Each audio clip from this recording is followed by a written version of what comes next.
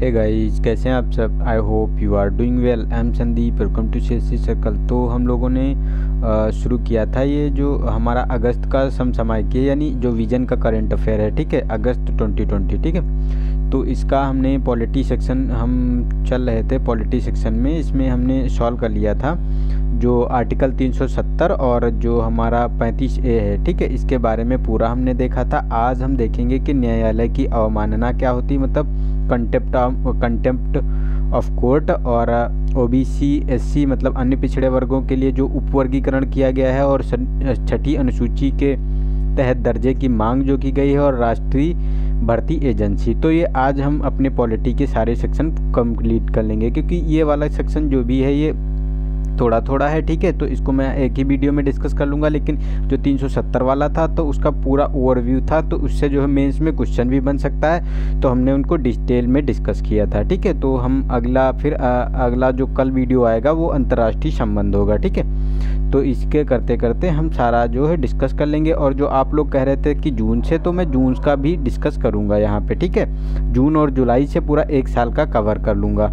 तो आप लोगों का पूरा कवर हो जाएगा यहाँ पे, ठीक है। तो करंट से आप लोगों को कोई प्रॉब्लम फेस नहीं करनी पड़ेगी।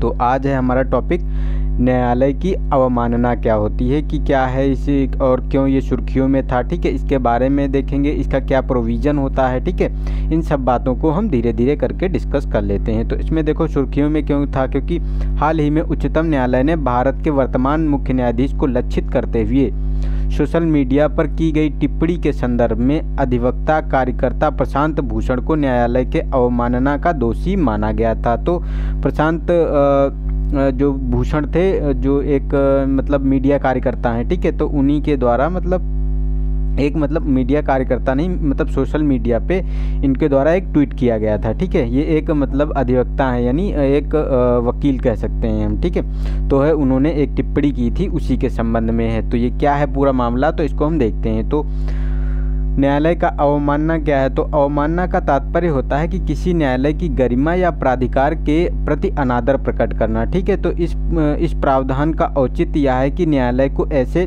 सुनियोजित हमलों से संरक्षण प्रदान करना है जो कि उसके प्राधिकार को कम करते हैं, उसकी सार्वजनिक छवि को कलंकित करते हैं, तथा जिनसे न्यायालय की निष्पक्षता में जनता के विश्वास का लोप हो सकता है, ठीक है। तो साथ ही अनुच्छेद 261 में निर्दिष्ट किया गया है कि मतलब उसमें 261 में उल्लेख किया गया है कि भारत के राज्य क्षेत्र में सर्वत्र संघ और प्रत्येक राज्य के सार्वजनिक कार्यों और अभिलेखों और न्यायिक कार्रवाइयों को पूरा विश्वास और पूरी मान्यता दी जाएगी। तो ये आर्टिकल 261 में पूरा प्रोविज़न लिखा हुआ है, ठीक है। तो अवमानना के संबंध में जो संवैधानिक उपबंध है, तो इसमें बात करें तो इसमें न्यायालय की अवमानना संविधान के अनुच्छेद 19(2) के तहत वाक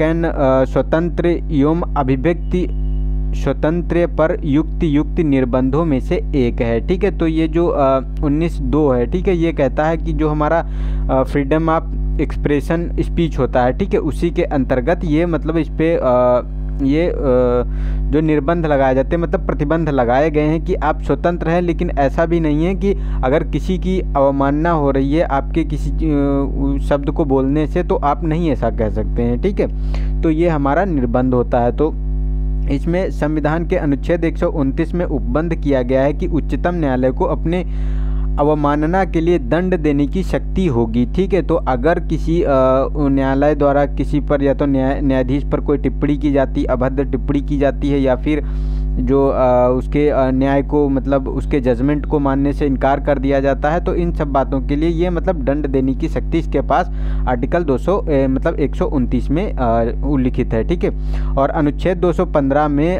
किया गया है कि उच्चतम न्यायालय को भी दंड देने की इसी प्रकार शक्ति प्राप्त होगी। तो जो संघ न्यायालय है यानी सुप्रीम कोर्ट है, वो 129 के अंतर्गत, जिसमें अभिलेख न्यायालय का उल्लेख किया गया है उसके अंतर्गत, और 215 में जो है ये हाई कोर्ट के लिए प्रोविज़न किया गया है कि वो दंड दे सकता है। प्रत्येक उच्च न्यायालय को अपने अधीनस्थ न्यायालयों के अवमानना के संबंध में वही अधिकारिता, शक्ति और प्राधिकार प्राप्त होंगे और उसी प्रक्रिया और पद्धति के अनुसार उनका प्रयोग करेगा, जैसे कि स्वयं अपने अवमानना के उपबंध में है और जिनके अनुसार वह उनका प्रयोग करता है। ठीक है, तो इस प्रकार ये अवमानना का जो संवैधानिक प्रोविज़न दिया गया है जिसके अंतर्गत वो दंड दे सकते हैं। इसके साथ साथ ये भी दिया गया है कि आर्टिकल 142 उपबंधित करता है कि संसद द्वारा जब एक अनुच्छेद के खंड ए में उल्लिखित प्रावधानों के निमित्त बनाई गई किसी विधि के उपबंधों के अधीन रहते हैं हुए उच्चतम न्यायालय को भारत के संपूर्ण राज्य क्षेत्र के बारे में किसी व्यक्ति को हाजिर कराने के या किसी दस्तावेजों के प्रकटीकरण या पेश कराने के अथवा अपने किसी अवमानना को अन्वेषण करने या दंड देने के प्रयोजन के लिए कोई आदेश करने की समस्त और प्रत्येक शक्ति होगी। ठीक है, तो सारी शक्तियाँ उसके आदेश में निहित होंगी। ठीक है, तो इस प्रकार अगर हम बात करें तो न्यायालय अवमानना अधिनियम 1971 अवमानना को परिभाषित करता है। इसका संविधान में परिभाषा नहीं दी गई है, लेकिन ये एक एक्ट के द्वारा ये परिभाषित करता है कि संविधान में न्यायालय के अवमानना को परिभाषित नहीं किया गया है। ठीक है, तो इस प्रकार यह अवमानना को सिविल और आपराधिक अवमानना में भी विभाजित करता है। तो सिविल अवमानना का तात्पर्य है कि किसी न्यायालय के आदेश जो दिया है न्यायालय ने उसको जानबूझकर की गई अवज्ञा से है, और आपराधिक अवमानना से संबंधित किसी ऐसी बात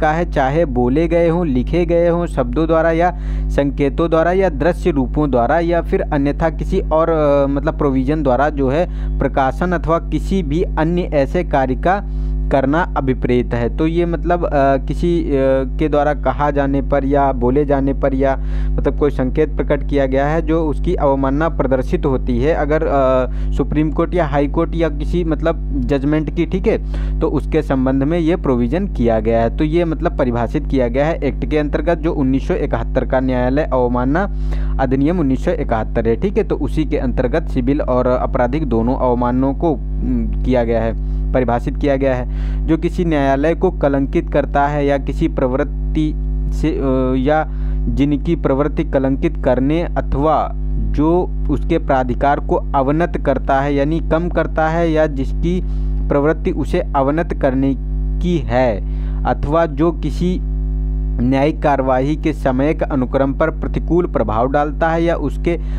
उसमें हस्तक्षेप करता है या जिनकी प्रवृत्ति उनमें हस्तक्षेप करने की है अथवा जो न्यायालय प्रशासन में किसी अन्य रीति से हस्तक्षेप करता है या किसी प्रवृत्ति जिसमें हस्तक्षेप करने की है अथवा जो उसमें बाधा डालता है या जिसकी प्रवृत्ति उसमें बाधा डालने की है। ठीक है, तो ये सब जितने प्रोविज़न इसमें दिखाए गए हैं ये सब न्यायालय के अवमानना है। अगर कोई भी ऐसा आप करते हैं इसमें से कुछ भी अगर मैच करता है तो आप न्यायालय की अवमानना के अंतर्गत आएंगे। ठीक है, तो उसके लिए वो कोई भी मतलब अब दंड का जो प्रोविज़न है वो देख लेते हैं कि कोई भी दंड दिया जा सकता है। ठीक है, इसमें जैसे कि न्यायालय अवमानना अधिनियम 1971 के अनुसार दंड 6 माह तक का साधारण कारावास या मतलब 6 वर्ष का तो मतलब 6 माह का आपको साधारण कारावास मिल सकता है और या फिर जो बात करें तो 2000 तक का जुर्माना अथवा दोनों हो सकते हैं, परंतु न्यायालय से समाधानप्रद रूप से माफ़ी मांगे जाने पर अभियुक्त को उन्मोचित किया जा सकेगा या अधिनिर्णित दंड का परिहार किया जा सकेगा। प्रतिबंध की अवधि क्या होती है कि मतलब जिस तिथि को अवमान किए जाने का आरोप लगाया गया है उस तिथि से 1 वर्ष की समाप्ति के बाद कोई भी न्यायालय अपनी धारणाओं या निर्णयों पर या किसी अन्य रूपों में अवमानना की कार्रवाई नहीं करेगा। तो ये भी इसमें एक अवधि भी मतलब एक टाइम भी डिक्लेयर किया गया है। ठीक है, तो ये हमारे अवमानना के थोड़े से मतलब ये पहलू थे। ठीक है, तो उसके मतलब अपवाद नीचे है। उसके बाद पहले हम इसकी थोड़ा सा बैकग्राउंड इन्फॉर्मेशन के देख लेते हैं कि इसमें क्या है। तो भारत में न्यायालय के अवमानना को निर्धारित करने वाले न्यायिक निर्णय जितने आए हैं उनको देख लेते हैं। तो न्याय प्रशासन में हस्तक्षेप यानी ब्रह्मा प्रकाश शर्मा बनाम उत्तर प्रदेश राज्यवाद में उच्चतम न्यायालय ने यह कहा था कि न्यायालय की अवमानना संबंधी अपराध घोषित या निर्धारित करने के लिए यह विशेष रूप से सिद्ध करना आवश्यक नहीं है कि न्याय प्रशासन में कोई हस्तक्षेप हुआ है। न्यायालय ने निर्दिष्ट किया है कि यदि न्यायालय ने स्पष्ट किया है कि यदि निंदात्मक वक्तव्य द्वारा किसी भी प्रकार के न्याय के उचित प्रशासन में हस्तक्षेप उत्पन्न होने की संभावना हो या निंदात्मक वक्तव्य प्रशासन में हस्तक्षेप उत्पन्न करता हो तो अवमानना को निर्धारित करने के लिए यह आधार पर्याप्त होगा। ठीक है, तो ये एक मतलब केस था। दूसरा है हमारा कि न्यायालय को कलंकित करना। तो PN दुआ बनाम शिवशंकर और अन्य वाद, जो उच्चतम न्यायालय ने यह माना कि केवल न्यायालय की आलोचना के आधार पर न्यायालय के अवमानना का दोषी घोषित नहीं किया जा सकता। तो केवल अगर उसके उच्चतम न्यायालय के की आलोचना की जा रही है तो उसमें वो दोषी नहीं माना जाएगा। लेकिन दूसरा केस है जिसमें कहा गया कि बद्रनाथ मिश्र बनाम उड़ीसा उच्चतम जो हाई कोर्ट के पंजीयन वाद में न्यायालय ने कहा कि अवमानना के मामले में न्यायालय को यह स्पष्ट करना होता है कि क्या अपमान न्यायाधीश के रूप में न्यायाधीश का किया गया है या न्यायाधीश का एक व्यक्ति के रूप में अपमान किया गया है। यदि व्यक्तियों के रूप में है तो निर्णय के लिए न्यायाधीश को उसके निजी विशेषाधिकारों पर छोड़ दिया जाता है और न्यायालय को अवमानना के लिए प्रतिबद्धता का अधिकार नहीं देता है। ठीक है, तो इसमें ये कहा गया। एक और हमारा जो ये मतलब केस है, इसमें कहा गया कि न्याय की सामान्य प्रक्रिया में हस्तक्षेप हुआ था। तो ये एक केस था। तो इसमें था प्रीतम लाल बनाम मध्य प्रदेश उच्चतम न्यायालय में उच्चतम न्यायालय ने कहा कि किसी न्यायालय की कार्यवाही में हस्तक्षेप से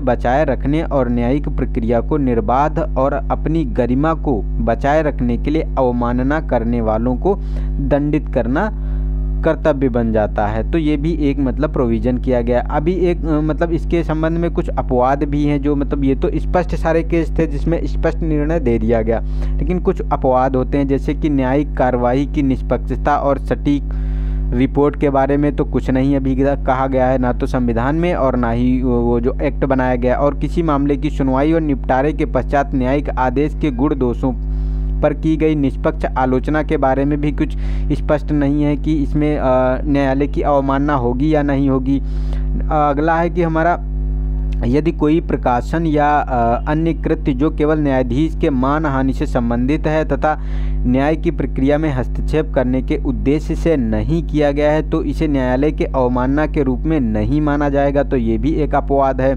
और वर्ष 2006 में ये अधिनियम में संशोधन किया गया था और सत्य को एक वैध प्रतिवाद के रूप में मान्यता दी यदि यह लोकहित में है तो प्रामाणिक तरीके से इसका आवाहन किया गया है। तो इस प्रकार ये हमारे कुछ मतलब अपवाद भी इसके संबंध में हैं। अन्य लोकतांत्रिक देशों में आलोचना के संबंध में न्यायाधीश की अनुक्रिया क्या होती है तो इसमें देख लेते हैं। तो इंग्लैंड में 1930 में हुई पिछली अवमानना की कार्रवाई के बाद इंग्लैंड में अवमानना कानून समाप्त कर दिया गया। ब्रिटिश न्यायाधीश लॉर्ड डेनिंग ने वर्ष 1969 में कहा था कि भले ही न्यायालय को अवमानना के तहत दंडित करने का अधिकार प्राप्त है लेकिन वे इसका उपयोग कभी नहीं करेंगे। इसका कारण यह है कि अवमानना के मामले में न्यायाधीशों के कुछ व्यक्तिगत हित होते हैं। यह इस कानूनी सिद्धांत के विरुद्ध है कि वे स्वयं के मामले में न्यायाधीश नहीं हो सकते। ठीक है, तो लॉर्ड डेनिंग ने कहा कि हम आलोचना से नहीं डरते हैं और ना ही हम इसका बुरा मानते हैं। ठीक है, दूसरा था हमारा संयुक्त राज्य अमेरिका के संबंध में एक केस आया था। तो इसमें कहा गया था न्यायाधीश ह्यूगो ब्लैक ने कहा था कि न्यायालय की अवमानना के बहाने अमेरिकी जनमत को दबाया नहीं किया जा सकता। ठीक है, मतलब दबाया नहीं जा सकता उन्हें, ये मतलब मिसप्रिंट है हमको लग रहा है। और इसके बजाय उन्होंने यह तर्क दिया कि न्यायालय के संबंध में खुले परिचर्चाओं को इसके कर्तव्य के संरक्षण के बहाने प्रतिबंधित किया जाता है और जो प्रतिबंधित किया जाता है तो न्यायालय की गरिमा बाधित होगी और उसके सम्मान में कमी आएगी। ठीक है, तो इस प्रकार वहाँ ये अवमानना नहीं मानी जाती है। एक कनाडा का भी केस है ऐसे ही, उसमें कहा गया था वर्ष 1987 में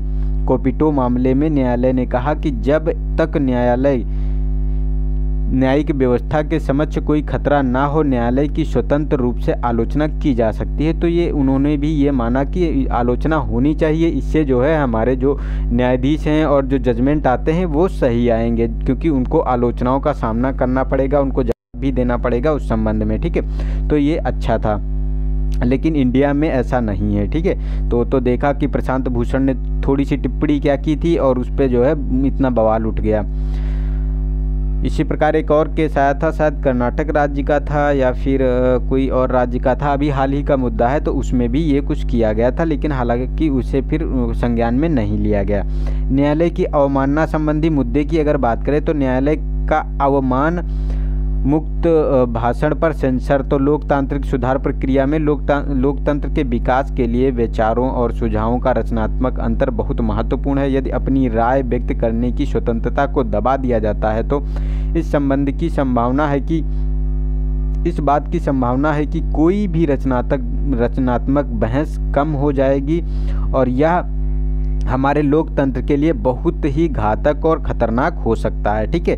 मतभेद का अधिकार, तो इसमें देखो, अगर जो व्यक्तिगत राय का अर्थ यह नहीं है कि संस्था की आलोचना की गई है। संविधान ने स्वयं मतभेद को अभिभावी होने की अनुमति दी है। वाक स्वतंत्रता को सेंसर करके न्यायपालिका यह संकेत देती हुई प्रतीत होती है कि उनकी संस्था अचूक है और वे श्रेष्ठ हैं, ठीक है। और आत्म रक्षात्मक प्रकृति की बात करें तो न्यायाधीश की अपनी छवि की रक्षा करने के लिए न्यायालय के अवमान को एक साधन के रूप में उपयोग किया गया है, ठीक है। कई बार व्यक्तिगत मतभेद को न्यायपालिका की अस्वीकृत माना जाता है। चूंकि न्यायाधीश वही होते हैं जिन पर आरोप होता है, इसलिए हितों के टकराव से इनकार नहीं किया जा सकता, ठीक है। तो ये वाक और अभिव्यक्ति की स्वतंत्रता को सीमित और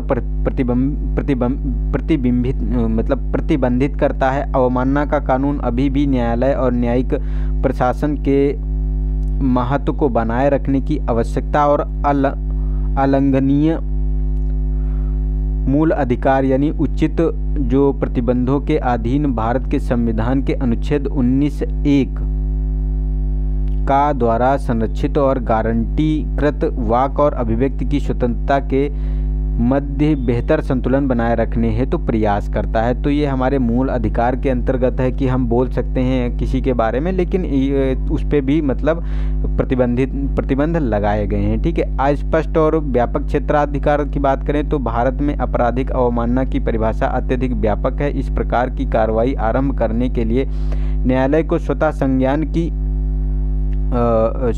संज्ञान की शक्तियों के कारण इसे सरलता से लागू किया जा सकता है। स्वतः संज्ञान मतलब जो स्यू मोटो एक्शन होता है उसी को बोलते हैं स्वतः संज्ञान, ठीक है। तो उसके द्वारा लिया जा सकता है। और प्राकृतिक न्याय के विरुद्ध अगर बात करें तो प्राकृतिक न्याय का एक मूल सिद्धांत है कि कोई भी स्वयं के मामले में न्यायाधीश नहीं हो सकता। जो ये नेचुरल जुडिशियल सिस्टम होता है उसके अंतर्गत अगर बात करें तो इसमें जो है कोई भी अपने जो कोई मामला होता है तो उसमें आप न्यायाधीश नहीं हो सकते, ठीक है।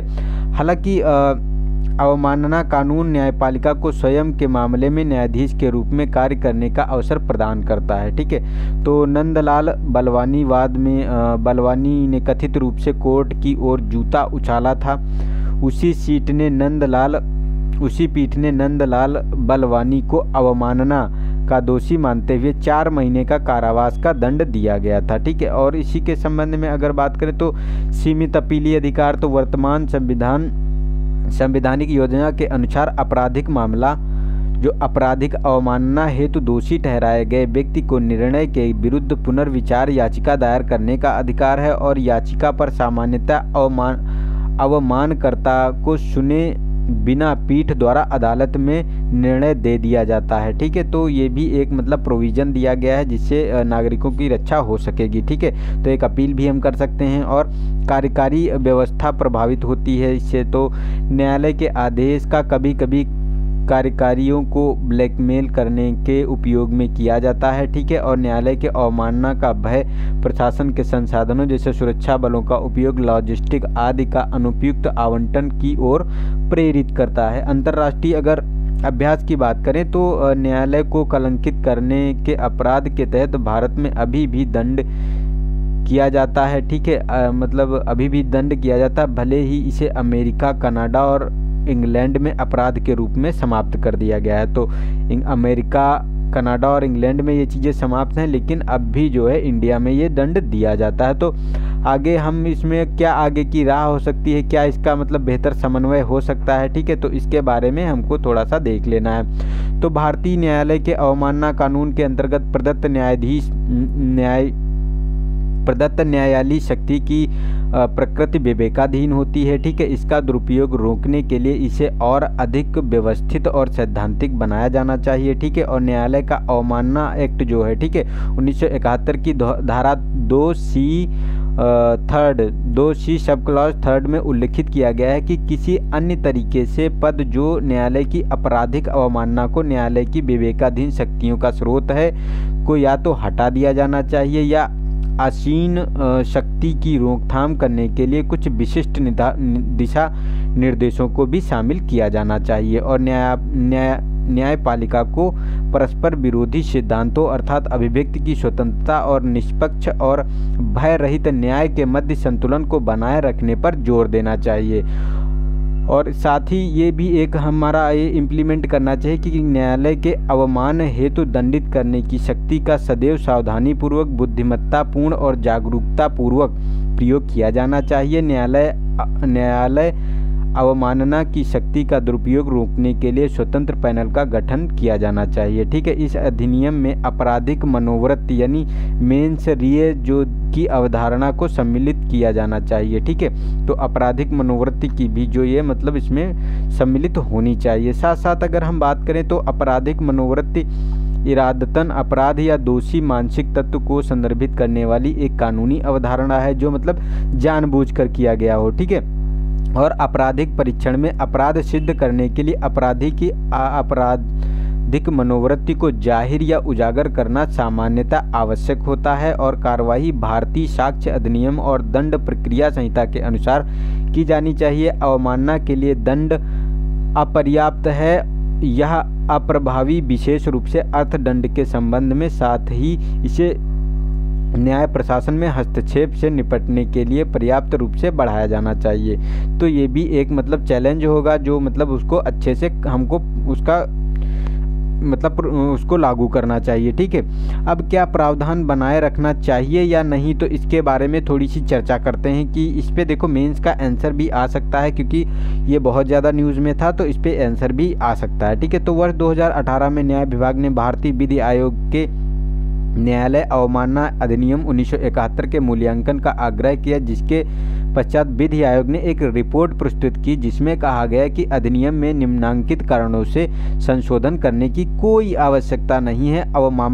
अवमान मामलों की अत्यधिक संख्या है, ठीक है। तो विभिन्न उच्च न्यायालय, उच्चतम न्यायालय में उच्च संख्या में लंबित सिविल आपराधिक अवमान इस अधिनियम की निरंतर प्रासंगिकता को न्यायोचित ठहराती है। आयोग ने कहा कि अवमान की परिभाषा में संशोधन इस कानून के समग्र प्रभाव को कम कर सकता है और लोगों के मन में न्यायालय और उसके प्राधिकार और कार्य प्रणाली के प्रति सम्मान को भी कम कर सकता है, ठीक है। तो अवमानना की शक्ति का स्रोत कहाँ से है, तो न्यायालय संविधान से अपनी अवमान शक्तियाँ प्राप्त करते हैं। इस अधिनियम में केवल अवमान के लिए जांच और दंड संबंध में प्रक्रिया को रेखांकित किया जाता है, इसलिए अधिनियम से इस अपराध प्रावधान को हटाने के प्रवर न्यायाधीशों जो ये न्यायालयों की अंतर्निहित संवैधानिक शक्तियों यानी किसी को भी अपने अवमान के लिए दंडित करने की जो शक्ति होती है पर कोई प्रभाव नहीं पड़ेगा, जो मतलब उसका स्रोत है उससे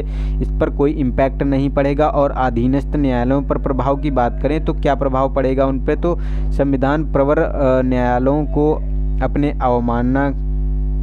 अवमान के लिए दंडित करने की अनुमति प्रदान करता है। यह अधिनियम अतिरिक्त रूप से उच्च न्यायालयों की अधीनस्थ न्यायालयों के अवमान के लिए भी दंडित करने की अनुमति प्रदान करता है। आयोग ने यह तर्क दिया है कि यदि अवमान की परिभाषा संकुचित या सीमित की जाती है तो अधीनस्थ न्यायालयों की गरिमा को क्षति पहुंच सकती है, क्योंकि अपनी अवमानना के मामले से निपटने पर उनके पास कोई उपचार उपलब्ध नहीं होगा। तो ये भी एक मतलब प्रभावित हो सकता है। अंतर्राष्ट्रीय तुलना की अगर बात करें तो आयोग ने ब्रिटेन, भारत भारत के न्यायालय को कलंकित करने के अपराध का तुलनात्मक अध्ययन करते हुए कहा है कि यूनाइटेड किंगडम अपने अवमानना कानूनों में इसे अपराध नहीं मानता है तथा ब्रिटेन इसे अपराध के दायरे से बाहर कर दिया गया है। हालांकि आयोग ने निर्दिष्ट किया यानी स्पष्ट किया कि भारत में इसे अपराध के दायरे से बाहर करने से विधायी अंतराल को बढ़ावा मिलेगा। इससे जो क्या होगा, इसने भारत में अपने अपराध के रूप में बनाए रखने पर सहमति व्यक्त की है, क्योंकि भारत में आपराधिक अवमानना के मामलों की संख्या अधिक है, जबकि ब्रिटेन में न्यायालय को कलंकित करने संबंधी अंतिम अपराध वर्ष 1931 में हुआ था। तो ये भी एक पॉइंट है कि वहाँ ख़त्म किया गया। तो इसका कारण क्या है कि वहाँ कोई अपराध ही नहीं इस संबंध में आते थे, और ब्रिटेन में न्यायालय को कलंकित करने का अपराध अन्य कानूनों के अंतर्गत अभी भी दंडनीय है। ठीक है, तो अगर उसे कलंकित करोगे तो उसको अभी भी वो अपराध है, उसके लिए दंडित किया जाएगा। ठीक है, इसका दुरुपयोग रोकने के लिए अधिनियम में पर्याप्त रक्षोपाय किए गए हैं। तो कौन से उपाय किए गए हैं? तो 1971 के अधिनियम में के प्रावधानों में पता चलता है कि न्यायालय की अवमानना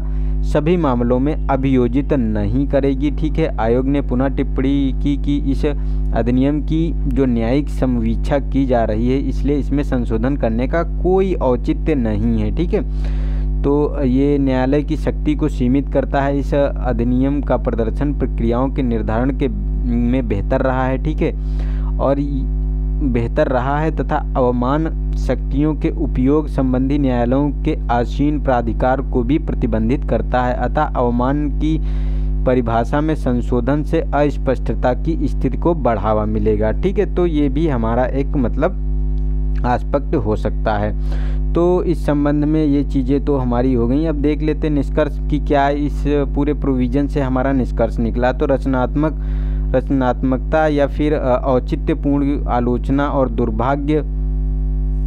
दुर्भावनापूर्ण वक्तव्य के मध्य अंतर करना आवश्यक है तथा अवमानना की आवश्यकता का भी मूल्यांकन किया जाना चाहिए। यह प्रश्न उठाना चाहिए कि क्या अवमानकारी टिप्पणी वास्तव में न्यायालयी कामकाज को बाधित करती है और औचित्यपूर्ण असहमति को कुचलने के एक साधन के रूप में इसका उपयोग नहीं करने देना चाहिए। ठीक है, तो ये भी हमारा अच्छा सा कंक्लूजन है, क्योंकि उसका ये नहीं है कि केवल आप कह रहे हैं कि रिव्यू नहीं करना, दोबारा उसके लिए एक समिति या बेंच बनाई जाए, वो रिव्यू करे इसको, तो एक अच्छा एस्पेक्ट उसका निकल सकता है। ठीक है, जो एक मिड पाथ लेके चलाया जा सकता है। ठीक है, नेक्स्ट है हमारा कि अन्य पिछड़े वर्गों का उपवर्गीकरण, जो subcategorisation of the other backward classes का किया गया है। तो ये सुर्खियों में क्यों था? तो हाल ही में केंद्रीय मंत्रिमंडल ने अन्य पिछड़े वर्गों यानी ओबीसीज के उपवर्गीकरण के मुद्दे की जांच करने के लिए आयोग के कार्यकाल विस्तार को स्वीकृति प्रदान कर दी है। तो इसमें सब वर्गीकरण होगा क्या?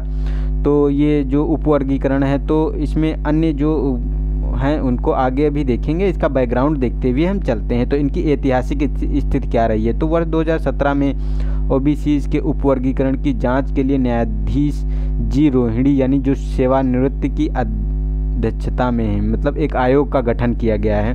जो सब वर्गीकरण न्यायाधीश जी रोहिणी की अध्यक्षता में एक आयोग का गठन किया गया है, जो इस समय सेवानिवृत्ति हो गई हैं। ठीक है, किया गया था। इसे भारतीय संविधान के अनुच्छेद 340 के तहत गठित किया गया था। इसे ओबीसी वर्गों के बीच लाभ के न्याय संगत साझेदारी में सुधार करने के उद्देश्य से गठित किया गया था। अनुच्छेद 340 राष्ट्रपति को पिछड़े वर्गों की स्थितियों की जांच के लिए एक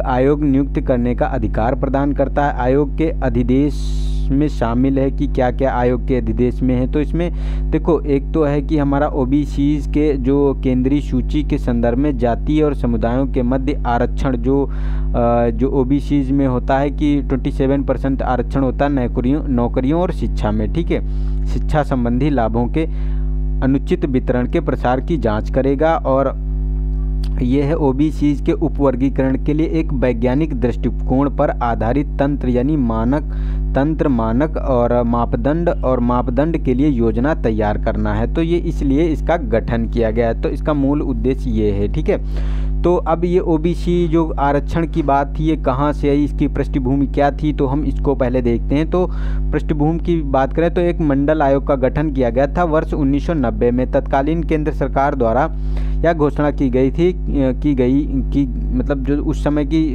केंद्र सरकार थी उसके द्वारा घोषणा किया गया था कि अन्य पिछड़ा वर्ग यानी ओबीसी को केंद्र सरकार की सेवाओं और सार्वजनिक क्षेत्र की इकाइयों मतलब संविधान के अनुच्छेद 16(4) के तहत से संबद्ध नौकरियों में 27% आरक्षण दिया जाएगा, मतलब 27%।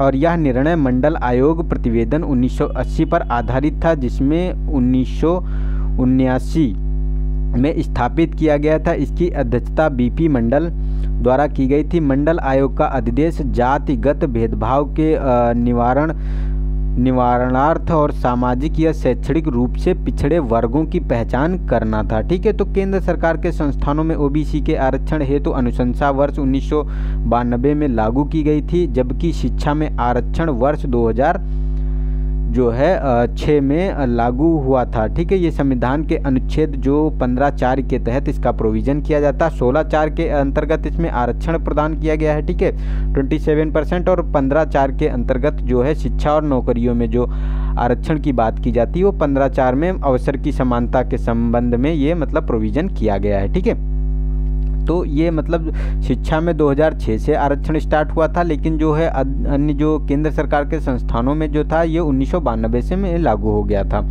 तो यह सुनिश्चित करने के लिए कि मंडल आयोग की अनुशंसाओं का लाभ सबसे पिछड़े समुदायों को प्राप्त हो और उच्चतम न्यायालय ने इंदिरा साहनी निर्णय 1992 द्वारा क्रीमी लेयर मापदंड को लागू किया गया था। 8 लाख रुपए या उससे अधिक की वार्षिक आय वाले एक परिवार को ओबीसी के मध्य क्रीमी लेयर के रूप में वर्गीकृत किया गया है और इसलिए वह आरक्षण का पात्र नहीं है। तो जिस परिवार की जो है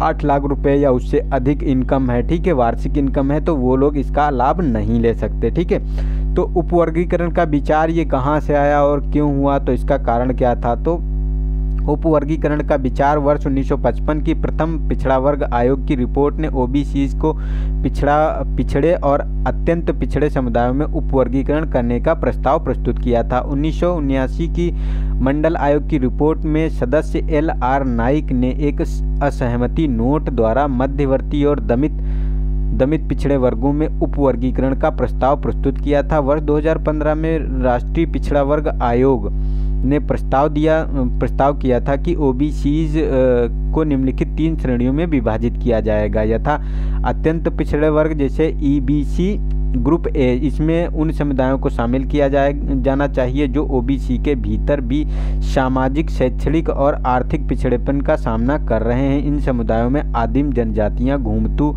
और अर्ध घुमतू जनजातियों को भी इसमें शामिल थी जो कि अपने पारंपरिक व्यवसायों में संलग्न थे। दूसरा ग्रुप था हमारा B जो MBC था, मतलब अधिक पिछड़ा वर्ग। तो अत्यंत पिछड़ा वर्ग और एक अधिक पिछड़ा वर्ग ग्रुप B। तो इसमें क्या कहा गया कि इसके अंतर्गत वे व्यवसायिक समूह शामिल होंगे जो अपनी पारंपरिक व्यवसायों को जारी रखते हैं। ठीक है, तो ये मतलब जो कंटिन्यू अपना व्यवसाय चलाते हैं। और तीसरा था हमारा BC ग्रुप C। ठीक है, तो इसमें तुलनात्मक रूप से अधिक समर्थ वर्ग शामिल थे जो मतलब अपना मतलब जो उसमें आरक्षण के पात्र नहीं होंगे, ये कह सकते हो। तो जो हमारा ये राष्ट्रीय पिछड़ा वर्ग आयोग था, ठीक है, नेशनल जो राष्ट्रीय पिछड़ा आयोग के अनुसार NCBC के अनुसार 11 राज्यों आंध्र प्रदेश, तेलंगाना, पुडुचेरी, कर्नाटक, हरियाणा, झारखंड, पश्चिम बंगाल, बिहार, महाराष्ट्र, राजस्थान और तमिलनाडु ने राज्य सरकार के स्वामित्व वाले संस्थानों में आरक्षण के लिए ओबीसी उपवर्गीकरण किया था। तो मतलब ये 11 राज्यों ने इन चीज़ों को फॉलो किया था। ठीक है, तो अब 11 राज्यों ने किया था, तो आगे के और क्या मतलब प्रोविज़न हुआ, तो आगे इसीलिए तो ये मतलब ये सब कैटेगराइजेशन किया जा रहा है। तो इसमें ओबीसीज कौन थे, तो ओबीसी एक सामूहिक शब्द है जिसका उपयोग सरकार द्वारा शैक्षणिक या सामाजिक रूप से वंचित जातियों को वर्गीकरण करने के लिए किया जाता है जो सामाजिक और शैक्षणिक रूप से पिछड़े हुए हैं।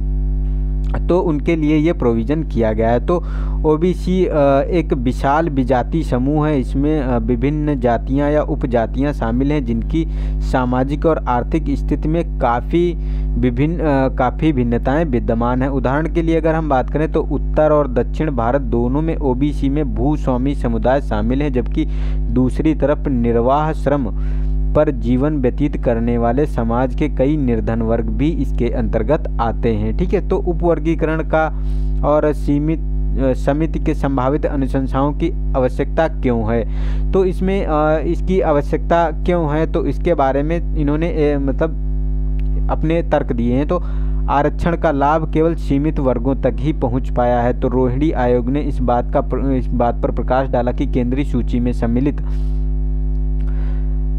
2633 ओबीसी जनजातियों में शामिल में से लगभग 1900 जातियों को अनुपातिक लाभ नहीं मिला है। तो समझ रहे हो, मतलब 1900 को लाभ नहीं मिला है, तो 2633 जनजातियां मतलब जातियां उपलब्ध हैं इन लोगों में। तो इसमें हम देख सकते हैं कि कितना बड़ा मतलब ये मतलब फर्जीवाड़ा चल रहा है इन चीज़ों में। तो 1900 जातियों से आधी जातियों को आरक्षण का लाभ बिल्कुल भी प्राप्त नहीं हुआ तथा अन्य आधी जातियों में वे जातियां शामिल हैं जिनमें ओबीसी कोटा में 3% से भी कम की भागीदारी है। ठीक है, तो आयोग ने इस बात पर प्रकाश डाला कि ओबीसी आरक्षण का 25% लाभ केवल 10 उपजातियों ने ही उठाया है।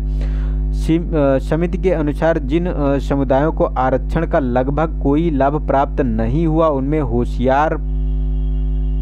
उसमें हाशिए पर पड़े, मतलब जो बहुत ही कमज़ोर वर्ग के हैं, अन्य कई समूहों के अतिरिक्त व्यवसाय आधारित जातियां जैसे कि पारंपरिक रूप से टिन पॉलिश करने वाला समुदाय यानी कलेगर। ठीक है, और कलेगर उसके साथ साथ अगर हम बात करें तो इसमें ये पारंपरिक रूप से चाकू तेज करने वाली जनजातियां, चाकुओं पर धार रखने वाले, और जो समुदाय होते हैं जो सिकलीगर या सरनी सम्मिलित होते हैं। ठीक है, तो लाभ आर्थिक रूप से सशक्त उपवर्गों की ओर झुके हुए हैं। तो मतलब जो सशक्त हैं उन्हीं को लाभ इनका प्राप्त हो रहा है, लेकिन जिनको प्राप्त होना चाहिए उनको एक्चुअली में प्राप्त नहीं हो रहा है। तो शोध से ज्ञात होता है कि मंडल आयोग की अनुशंसा ने अत्यंत पिछड़ी जातियों की तुलना में आर्थिक रूप से बेहतर स्थिति वाले अन्य पिछड़ी जातियों को सहायता प्रदान की है। ठीक है, तो इस प्रकार तो हमें लगता है कि मंडल आयोग द्वारा जो अनुशंसा दी गई थी तो यहाँ पे तो आकर फेल हो जाती है, क्योंकि जो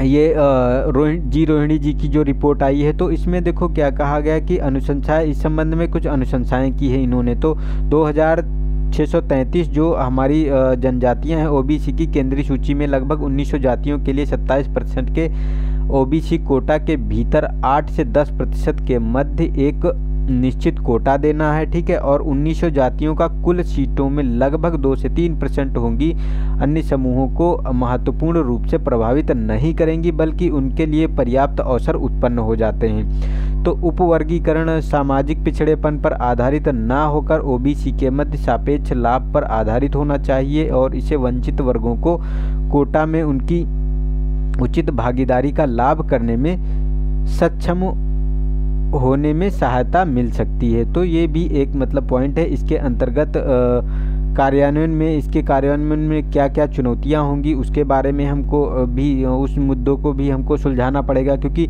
इस मुद्दे की राजनीतिक जो संवेदनशीलता है, ओबीसी का उपवर्गीकरण करने का यह कदम ओबीसी के कुछ वर्गों में उत्तेजना उत्पन्न कर सकता है, क्योंकि लाभ का पुनर्वितरण होगा और ओबीसी आरक्षण अतीत में राजनीतिक उथल पुथल का कारण रहा है तथा आगामी बिहार विधानसभा चुनावों में इसके संभावित प्रभाव से इनकार नहीं किया जा सकता। और पुराने और अविश्वसनीय प्रकरणों का उपयोग अगर इसमें कहा जाए तो आयोग ने कोटा के भीतर कोटा के लिए वर्ष 1931 की जनगणना के जनसंख्या आंकड़ों को अपनी अनुशंसाओं का आधार बनाया है, ना कि अभी हाल ही की नवीनतम सामाजिक आर्थिक जनजातीय गणना जो ये सेंसस होता है 2011 को, ठीक है, आधार बनाया है। तो ये मतलब 1931 की जनसंख्या के इन्होंने आधार बनाया है, ठीक है। तो ये भी एक हमारा इम्पोर्टेंट पॉइंट है। ये चीज़ें हैं क्योंकि पूछा जा सकता है कि जो ये अनुशंसा आई है जी रोहिणी द्वारा जिन्होंने ये अनुशंसा दी है, तो वो किस मतलब जनसंख्या के आंकड़े उसमें इंक्लूड किए गए हैं। तो मंडल की रिपोर्ट, जो मंडल आयोग की रिपोर्ट लागू होने के पश्चात ओबीसी को केंद्रीय सूची में 500 नवीनतम जनजातियों को समाकलित किया गया है। वर्ष 1931 की जनगणना में इन नए जोड़े गए जातियों की जनसंख्या सम्मिलित नहीं थी, ठीक है। तो ये 500 और नवीन जातियां जोड़ी गई हैं और 1931 की जनगणना में उन रियासतों की जनसंख्या भी सम्मिलित नहीं थी जिन पर अंग्रेजों का शासन नहीं था, ठीक है। तो उनको भी हमको जो है शामिल करना है। और सामाजिक और शैक्षणिक स्थिति पर सूचना की अनुपलब्धता और विभिन्न जातियों के सामाजिक और शैक्षणिक पिछड़ेपन के संबंध में जानकारी का अभाव है। यह निम्नलिखित कारणों से सांख्यिकीय रूप से अत्यधिक कठिन अभ्यास हो सकता है। तो इस संबंध में अगर जनजातियों की व्यापक संख्या की हम बात करें तो व्यापक संख्या में हमारी राष्ट्रीय जो पिछड़ा आयोग, राष्ट्रीय पिछड़ा वर्ग आयोग NCBC के अनुसार देश में 2514 ओबीसी जनजातियां हैं तथा प्रत्येक जाति को विश्लेषण द्वारा वैज्ञानिक उपवर्गीकरण करना चुनौतीपूर्ण हो सकता है। एक राज्य से दूसरे राज्य में भिन्नता, एक राज्य से दूसरे राज्य में जातियों के भीतर महत्वपूर्ण भिन्नताएं हैं, जिनका तात्पर्य यह है कि व्यापक और अत्यधिक सुदृढ़ तरीके से आंकड़ों का संग्रहण करना चाहिए। तो लाभों की न्याय संगतता सुनिश्चित करने के लिए और क्या किया जा सकता है, तो और इसे बेहतर कैसे बनाया जा सकता है। तो क्रीमी लेयर की सीमा को संशोधित करना। राष्ट्रीय पिछड़ा वर्ग आयोग ने मांग की है कि आय की सीमा को आगे और अधिक संशोधित किया जाए, क्योंकि वर्तमान सीमा संबंधित क्रय शक्ति के साथ अद्यतन नहीं है। जो मतलब वर्तमान में चल रही है ये मतलब अच्छी नहीं है, उतनी ये प्रासंगिक नहीं है ये कह सकते हैं। और राष्ट्रीय पिछड़ा वर्ग आयोग NCBC को शक्तिशाली बनाना। तो आयोग को संवैधानिक दर्जा प्रदान करके राष्ट्रीय पिछड़ा वर्ग आयोग की शक्तियों और कार्य क्षेत्र का विस्तार करना।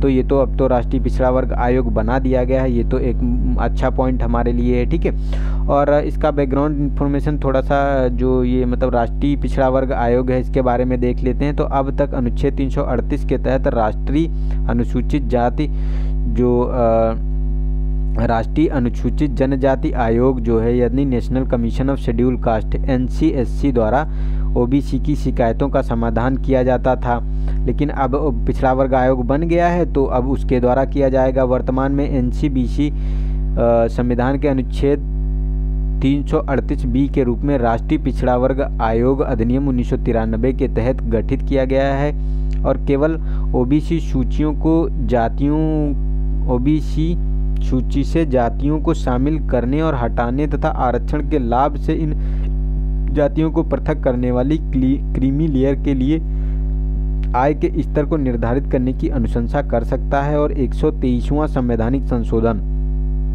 102वां संविधान संशोधन अधिनियम मतलब 102 संविधान संशोधन अधिनियम है और 123वां संवैधानिक संशोधन विधेयक है। तो ये मतलब का उद्देश्य NCBC को संवैधानिक दर्जा प्रदान करना, जो कि इसे सामाजिक आर्थिक रूप से पिछड़े वर्ग के आयोग के समान अधिकार प्रदान करेगा। राष्ट्रीय अनुसूचित जाति आयोग द्वारा निष्पादित किए जाने वाले कार्य भी अब इस नए आयोग में स्थानांतरित हो जाएंगे। इस संशोधन के माध्यम से अनुच्छेद 342A और अनुच्छेद 366 में भी परिवर्तन किया गया है, ठीक है। तो अनुच्छेद 342 सामाजिक और शैक्षणिक रूप से पिछड़े वर्गों की केंद्र सूची में से संबंधित है और जो अनुच्छेद 366 है इसमें संविधान में प्रयुक्त परिभाषाएं शामिल हैं जब तक कि संदर्भ से अन्यथा अपेक्षित ना हो, ठीक है। तो ये सब परिभाषाएं उसमें शामिल की गई हैं 366 में। इस विधेयक के अनुसार NCBC में राष्ट्रपति द्वारा नियुक्त 5 सदस्य शामिल होंगे। उनका कार्यकाल, सेवा की शर्तें भी राष्ट्रपति द्वारा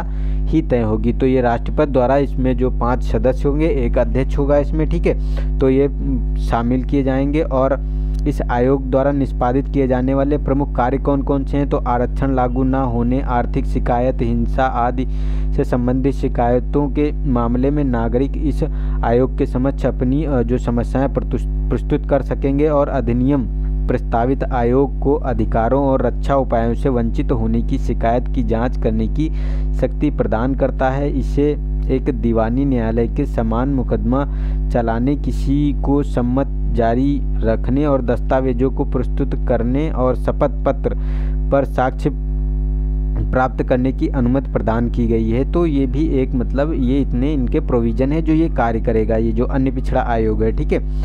और इसके साथ साथ अगर हम बात करें तो इसमें देखो संबंधित जो सुर्खियाँ थी, तो अनुसूचित जनजातियों और अनुसूचित जातियों, अनुसूचित जनजातियों का उपवर्गीकरण। तो हाल ही में उच्चतम न्यायालय की 5 न्यायाधीशों की एक संवैधानिक पीठ ने इस मुद्दे का विविध वाद विवाद को पुनः आरंभ कर दिया है। तो इनकी पृष्ठभूमि क्या है? जो ये है SC/ST आयोग है जो, तो इसमें क्या है कि 2005 में ईवी जो चिनैयावाद में न्यायालय ने निर्णय दिया था कि अनुसूचित जातियों का विशेष आरक्षण इस आधार पर है कि वह सभी अनुसूचित जातियों पर परस्पर असमानता से निरपेक्ष आरक्षण के लाभों का सामूहिक रूप से उपयोग कर सकती है और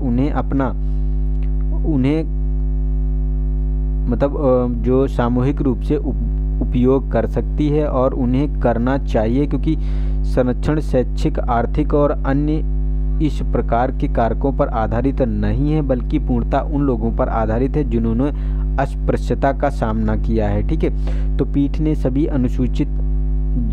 अनुसूचित जातियों का समान प्रतिनिधित्व सुनिश्चित करने के लिए कुछ अनुसूचित जातियों को अधिमान्य उपचार देने के पक्ष में निर्णय दिया है। लेकिन पीठ ने निर्णय लेने के लिए इस मुद्दे को एक बड़ी खंडपीठ को संदर्भित कर दिया है, क्योंकि ईवी चिनैया जो प्रोनाउंसिएशन में थोड़ी सी प्रॉब्लम हो रही है, तो मैनेज करना ना अगर कोई दिक्कत आ रही है, ठीक है। तो ईवी चिनैया जो हैं, ईवी चिनैयावाद का निर्णय भी 5 सदस्यीय पीठ द्वारा किया गया था, ठीक है। तो ये उपवर्गीकरण की आवश्यकता क्यों हुई? तो राज्यों ने यह तर्क दिया कि अनुसूचित जातियों में कुछ ऐसी जातियां हैं जिनका आरक्षण के बावजूद अन्य अनुसूचित जातियों की तुलना में स्थूल रूप से कम प्रतिनिधित्व बना हुआ है। उदाहरण के लिए अगर आंध्र प्रदेश, पंजाब, तमिलनाडु और बिहार में सर्वाधिक सुवेद्य दलितों के लिए विशेष कोटा आरंभ किया गया है। वर्ष 2007 में बिहार के दलित आयोग का गठन किया गया ताकि अनुसूचित जातियों के भीतर उन जातियों की पहचान की जा सके जो पीछे छूट गई हैं, ठीक है। तो उपवर्गीकरण आरंभ करने की संभावित विधियां क्या क्या हैं? तो क्रीमी लेयर, अनुसूचित जातियों के भीतर क्रीमी लेयर की अवधारणा वर्ष 2018 में न्यायालय ने जरनैल सिंह बनाम लक्ष्मी नारायण गुप्ता के निर्णय में बरकरार रखा गया। और अधिमान्य उपचार की अगर हम बात करें तो पंजाब का कानून वाल्मीकि और मजहबी सिखों को वरीयता देकर अनुसूचित जातियों यानी एससीज, अनुसूचित जनजातियों यानी एसटी के लिए क्रीमी लेयर लागू करता है। तो ये भी एक अच्छा प्रोविज़न है कि जो वहाँ अनुसूचित जातियों की जो छूट गई थी उनमें भी जो उनको प्रतिनिधित्व प्राप्त हो पाएगा, ठीक है। तो ये नेक्स्ट है हमारा कि छठी अनुसूची के तहत दर्जे की मांग। तो इसमें जो डिमांड ऑफ 6th शेड्यूल की बात की जा रही, तो इनर लाइन परमिट की इसमें बात की गई। तो इनर लाइन परमिट एक दस्तावेज होता है जो कि भारतीय नागरिकों को ILP यानी इनर लाइन परमिट जो होता है कि व्यवस्था के अंतर्गत संरक्षित किसी राज्य में यात्रा या रखने की अनुमति प्रदान करता है, या मतलब वहाँ रहने की या यात्रा करने की अनुमति प्रदान करता है। ये इनर लाइन परमिट द्वारा हम जो है अपना कहीं भी विजिट कर सकते हैं और कहीं भी जो है रह सकते हैं, तो उसके लिए ये मतलब प्रोविज़न किया गया है। तो यह ब्रिटिश कालीन विनियमन है जिसे Bengal Eastern Frontier Regulation Act 1873 के अंतर्गत ब्रिटिश क्राउन के व्यावसायिक हितों के पूर्ति हेतु निर्मित किया गया था। और अरुणाचल प्रदेश, नागालैंड और मिजोरम में इनर लाइन परमिट व्यवस्था द्वारा संरक्षित राज्य है। बाद में मणिपुर को भी इसमें सम्मिलित किया गया है। तो इधर ये जनजाति क्षेत्र है, तो वहाँ आपको अगर जाना है, जैसे फंडामेंटल राइट्स में लिखा हुआ है कि जो हम कहीं भी रह सकते हैं, कहीं कहीं भी जा सकते हैं और कहीं भी अपना व्यवसाय कर सकते हैं। लेकिन अब कुछ जो रिस्ट्रिक्टेड एरिया होते हैं, रिस्ट्रिक्टेड एरिया जैसे कि नॉर्थ ईस्ट वाले राज्यों में, ठीक है, जनजातीय क्षेत्र है और हमारा लक्षद्वीप है, अंडमान निकोबार है, तो यहाँ पे आपको थोड़ा सा वो रहता है कि वहाँ आपको परमिट लेना पड़ता है, उसके बाद ही आप वहाँ जा सकते हैं, ठीक है। और उसके लिए जो विदेशियों के लिए परमिट होता है, तो ये भी एक मतलब है कि भारत के नागरिकों को छोड़कर प्रत्येक विदेशी जो संरक्षित या प्रतिबंधित क्षेत्र में प्रवेश करने या रहने का इच्छुक है, उसे सक्षम प्राधिकारी के एक विशेष परमिट प्राप्त करना आवश्यक होता है, जिसे संरक्षित क्षेत्र या परमिट या प्रतिबंधित क्षेत्र परमिट कहते हैं, ठीक है। तो इसी के अंतर्गत जैसे वो एक आया था जो अभी उस जनजाति द्वारा जो अंडमान निकोबार में मार दिया गया था, ठीक है, तो अभी वो तो हाल ही का मुद्दा है, 2019 का है या नहीं 2018 का मुद्दा है, ठीक है, जो मार दिया गया था। तो वो भी एक मतलब उसने परमिट नहीं लिया था, इलीगल वहाँ गया था, ठीक है।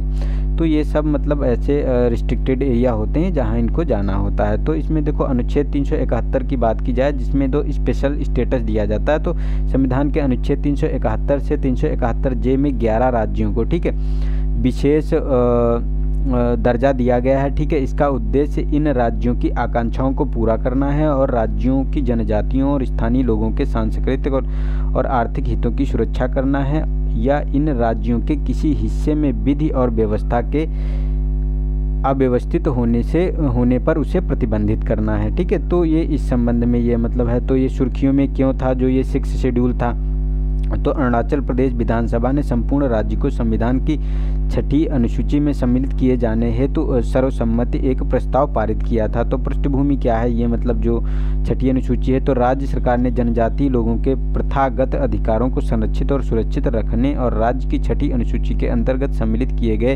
किए जाने की मांग की थी। ये अधिकार राज्य की भूमि और वन उत्पादों के स्वामित्व और हस्तांतरण से संबंधित होता है। तो 2004 से 2007 में राज्य विधानसभा ने 2 प्रस्ताव पारित किए थे, जिनका उद्देश्य था संविधान की 6ठी सूची के प्रावधानों के अंतर्गत मौन स्वयं शासी क्षेत्र जो होता है, ऑटोनोमस रीजन जो होता है, ठीक है, और पटकुई जो स्वशासी क्षेत्र है, ठीक है, का सृजन करना था। तो उसमें जो काउंसिल होती है, ऑटोनोमस काउंसिल होती है, ठीक है, उसके अंतर्गत इनको लाना चाहते थे, ठीक है।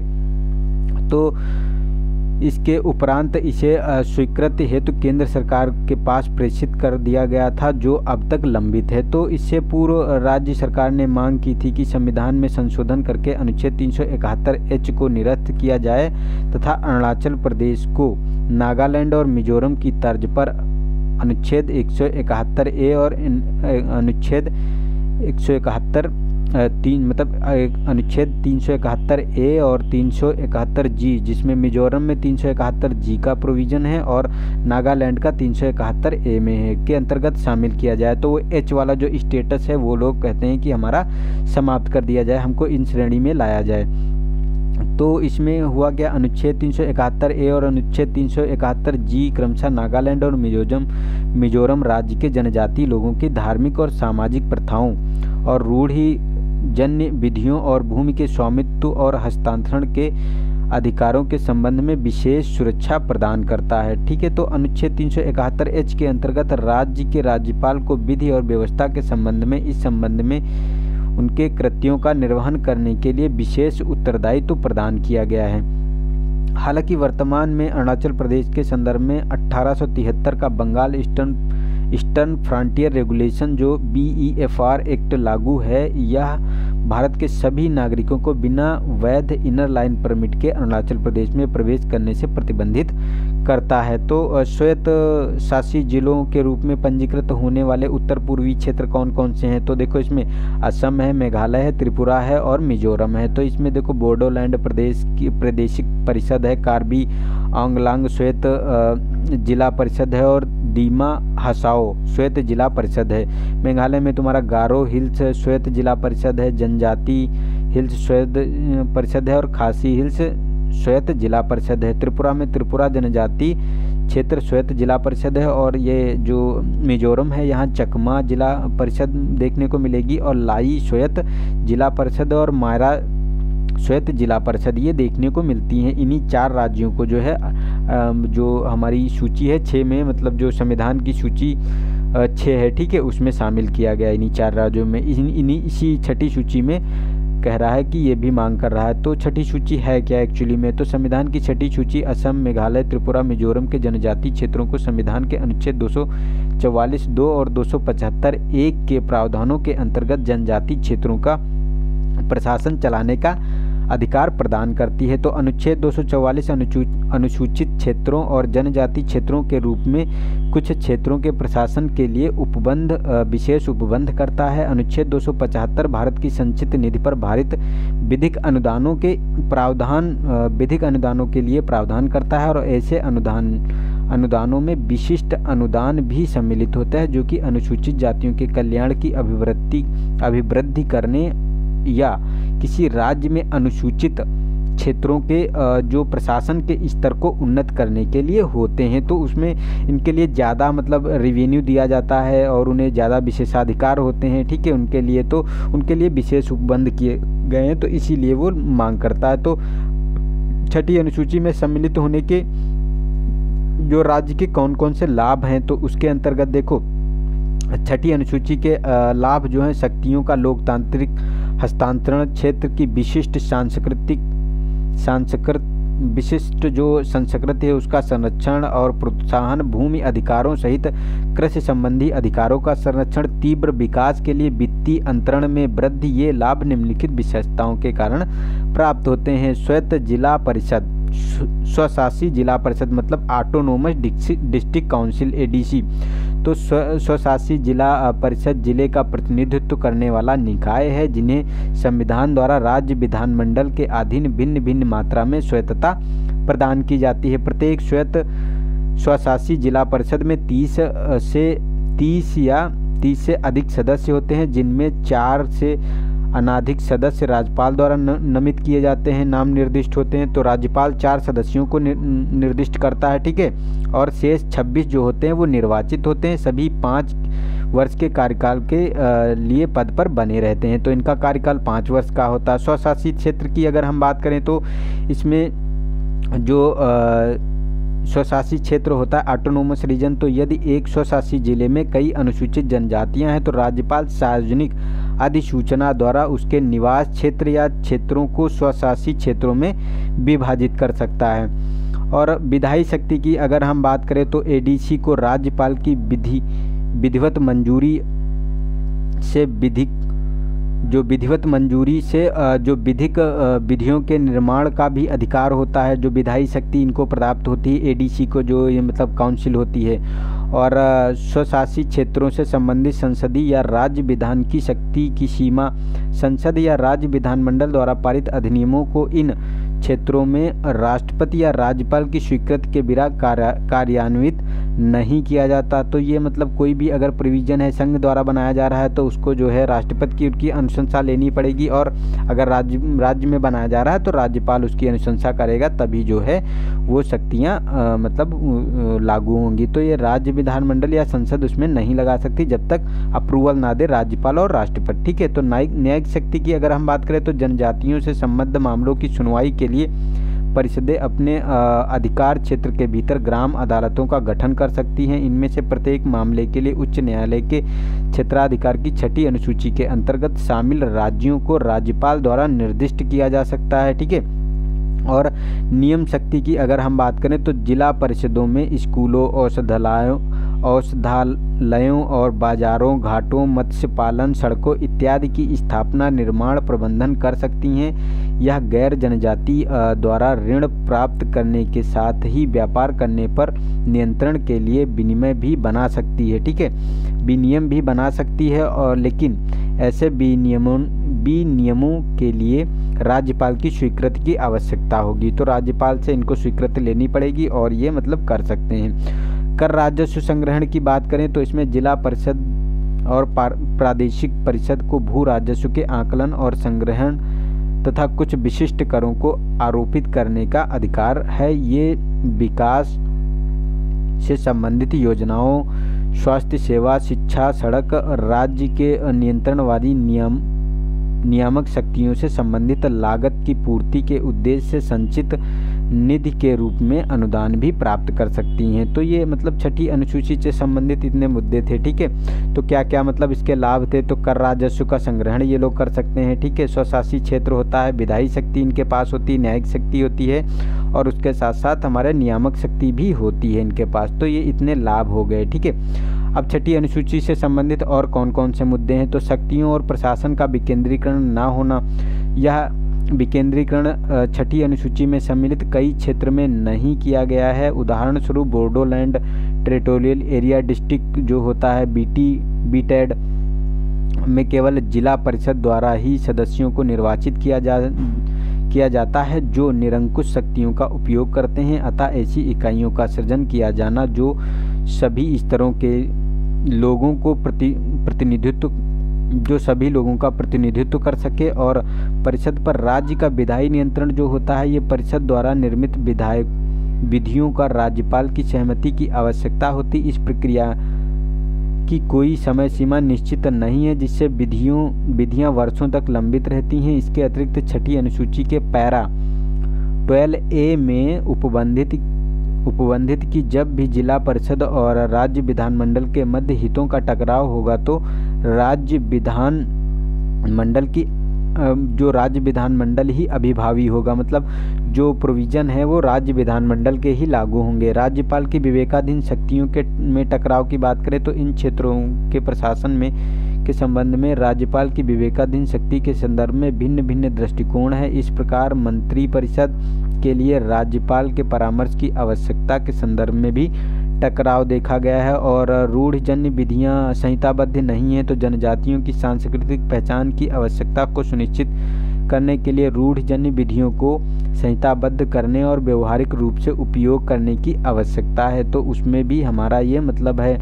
और हमारे कुशल पेशेवरों का अभाव, तो लगभग सभी परिषद की कुशल नियोजित पेशेवरों तक पहुंच नहीं है, जिसके परिणामस्वरूप उचित तकनीकी एवं वित्तीय विमर्श के बिना विकास परियोजनाओं की अनौपचारिक कल्पना की जाती है। और वित्तीय निर्भरता की बात करें तो स्वशासी परिषद विशेष पैकेज के अतिरिक्त धन के लिए संबंधित राज्य सरकार पर निर्भर करती हैं। जिला परिषदों तथा क्षेत्रीय परिषदों को धनराशि प्रदान करने की रीति की अनुशंसा के लिए राज्य वित्त आयोग की स्थापना नहीं की गई है। तो ये भी एक मतलब चैलेंज है कि इसको कैसे वित्त का वितरण होगा। और विकास का अभाव की बात करें तो यद्यपि लोगों को और अधिक लाभ प्राप्त करने तथा त्वरित विकास हेतु छठी अनुसूची की विधिक रूप से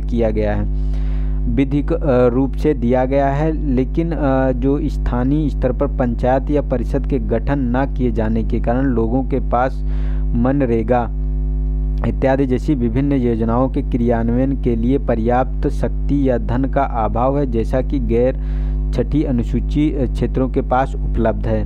भ्रष्टाचार की बात करें तो छठी अनुसूची के प्रावधान के अंतर्गत विभिन्न परिषदों के कार्य में अक्सर वित्तीय कुप्रबंधन और बृहद स्तर पर भ्रष्टाचार की घटनाएं भी घटित होती हैं। तो ये भी एक मतलब चैलेंज है हमारे लिए। तो आगे की राह क्या हो सकती है, क्या मतलब इसके जितने जो प्रोविज़न हम लोगों ने देखे तो इनसे हम इन चैलेंजेस को कैसे निपट सकते हैं। तो इसमें देखो, सभी क्षेत्रों में निर्वाचित ग्राम परिषद का गठन तथा ग्राम सभा के प्रति ग्राम परिषद की जवाबदेही सुनिश्चित होना चाहिए, ठीक है। मतलब अकाउंटेबिलिटी होनी चाहिए इनके प्रति। और राज्य निर्वाचन आयोग द्वारा नियमित निर्वाचन सुनिश्चित करना है और विधि के अंतर्गत ग्राम सभा को मान्यता प्रदान करना तथा इनकी शक्तियों व कार्यों का उल्लेख करना, यह सुनिश्चित करना कि महिलाएं और अन्य जातीय अल्पसंख्यक परिषद के प्रतिनिधित्व से वंचित ना रहें। और विकासात्मक कार्यक्रमों के नियोजन और क्रियान्वयन तथा निगरानी में पारदर्शिता लाना, ठीक है। तो ये हमको सारे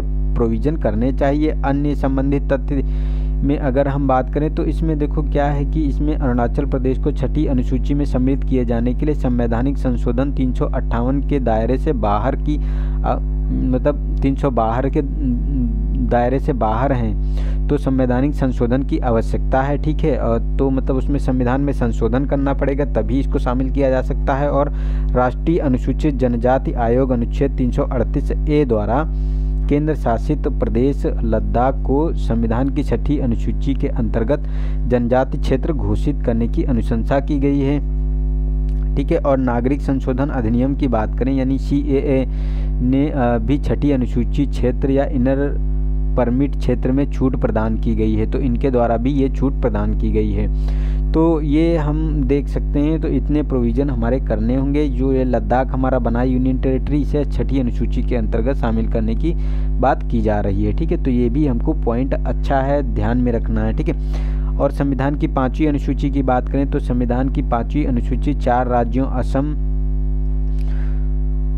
जो 5वीं अनुसूची है, ये 4 राज्यों में जैसे असम, मेघालय, त्रिपुरा और मिजोरम को छोड़कर किसी भी राज्य के अनुसूचित क्षेत्रों और अनुसूचित जनजातियों के प्रशासन और नियंत्रण के संदर्भ में उपबंध करता है। और 10 राज्यों में 5वीं अनुसूची के क्षेत्र हैं जैसे आंध्र प्रदेश, तेलंगाना और छत्तीसगढ़, गुजरात, हिमाचल प्रदेश, झारखंड, मध्य प्रदेश और महाराष्ट्र, उड़ीसा और राजस्थान भी इसमें शामिल हैं,